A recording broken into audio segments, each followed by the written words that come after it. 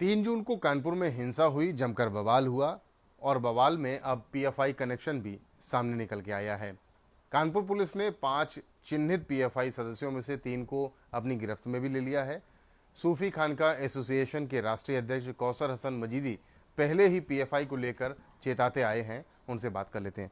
आपने लगातार पीएफआई के बारे में बोला, पत्र लिखे, कानपुर हिंसा में भी पीएफआई का कनेक्शन सामने आ रहा है। पीएफआई को आप काफ़ी ज़्यादा पीएफआई के बारे में जानकारी रखते हैं। किस तरह से गहरी साजिश पीएफआई के द्वारा इस मामले में की गई?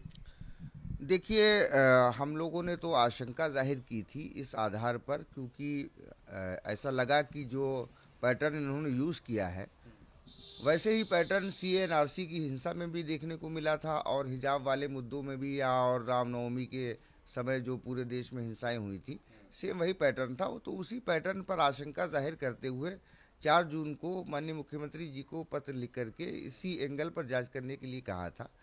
तो जिस तरीके से एसआईटी की जांच आगे बढ़ रही है, तो जैसा कि मीडिया के ज़रिए और दूसरे स्रोतों के ज़रिए मालूम हो रहा है, तो इसमें पीएफआई का इन्वॉल्वमेंट नज़र आ रहा है।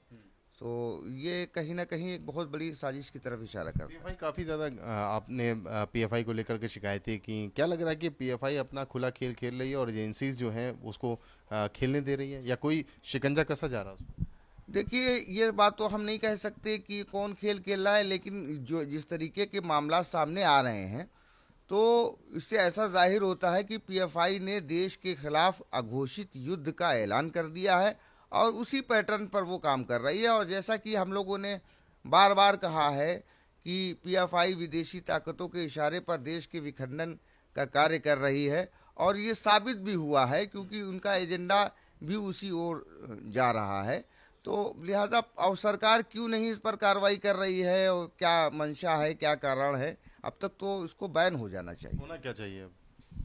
देखिए, पीएफआई को तो बैन होना ही चाहिए, लेकिन सबसे बड़ी बात यह है कि पीएफआई जो पुष्ट हो जाती है, ऐसी विचारधारा पर भी पाबंदी लगनी चाहिए। आज पीएफआई की नहीं, पीएफआई के सहायक तत्वों के रूप में बहुत से ऐसे संगठन काम कर रहे हैं, बहुत से ऐसे सफ़ेद पोश लोग, नामचीन लोग अपने कामों में लगे हुए हैं जो बहुत बड़े धर्मगुरु के रूप में जाने जाते हैं। लेकिन जब उनके आप कामों को देखेंगे तो उनका काम सिर्फ विखंडन बढ़ाना है। देखिए, ये वो राजनीति है जो कुंठा से ग्रसित है और जो मेन स्ट्रीम में नहीं आ पाए और मुस्लिम राजनीति करके हमेशा मुसलमानों को शोषण करते रहे।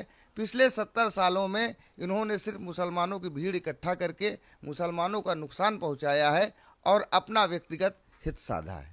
तो पीएफआई के लिए लगातार शिकायत करते आए हैं। केंद्रीय गृह मंत्रालय से सभी राज्यों के मुख्यमंत्रियों को, डीजीपीज को पत्र लिखा और पीएफआई का इन्वॉल्वमेंट कानपुर हिंसा में सामने आ रहा है। इसके बाद ये मांग उठा रहे हैं कि पीएफआई को जल्द से जल्द बैन कर देना चाहिए। कानपुर से कैमरामैन पंकज निगम के साथ रतीश त्रिवेदी, एबीपी गंगा। पाकिस्तान के मौलवी जलाली के खिलाफ शिकायत की गई है।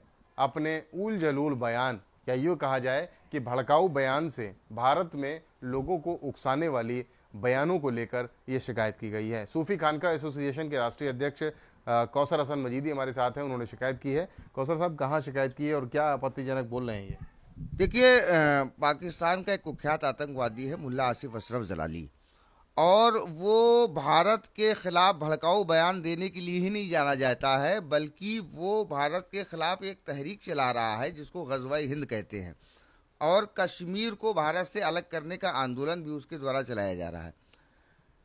पिछले साल जब हमने दावत इस्लामी के संबंध में बात उठाई थी, तो पाकिस्तान के आतंकवादियों के ज़रिए हमको जान से मारने की धमकी दी गई थी।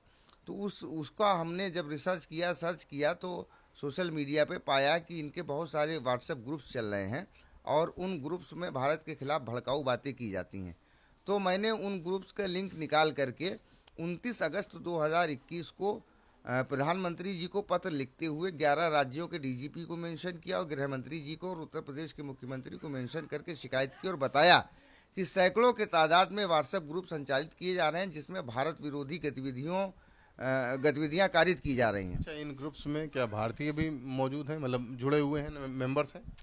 हाँ, मैं उसी बात पर आ रहा था कि इन ग्रुप्स में जो पाकिस्तान से ग्रुप संचालित किए जा रहे हैं, जो कि सैकड़ों की तादाद में हैं, उन ग्रुप्स में भारत के लोग भी मौजूद हैं। देखिए, पाकिस्तान तो भारत का सदैव विरोधी रहा। पाकिस्तान में क्या होता है भारत के खिलाफ, वो मरे खपे कुछ भी करें, हमसे उससे क्या लेना देना।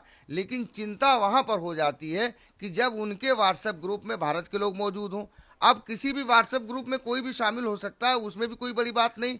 लेकिन जो सबसे गंभीर बात है कि जिस ग्रुप में भारत विरोधी बातें की जा रही हों, ग़ज़वा-ए हिंद का प्रचार किया जा रहा हो, जिसमें ये कहा जा रहा हो कि भारत में मुसलमानों का शोषण हो रहा है, जिसमें ये कहा जा रहा हो कि वर्तमान सूरत हाल में भारत को एक नई तहरीक आज़ादी की ज़रूरत है और भारत के मुसलमान उस तहरीक आज़ादी को लड़ें, तो ये विखंडन की बात नहीं तो फिर क्या है? क्या ये चिंता की बात नहीं है? देश को और हमारे कर्णधारों को खुद ये समझना चाहिए।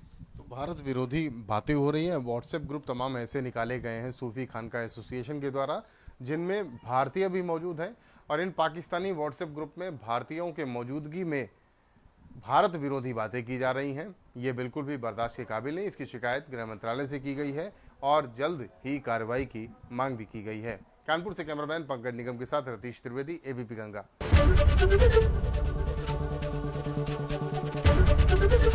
एबीपी गंगा, खबर आपकी, जुबान आपकी।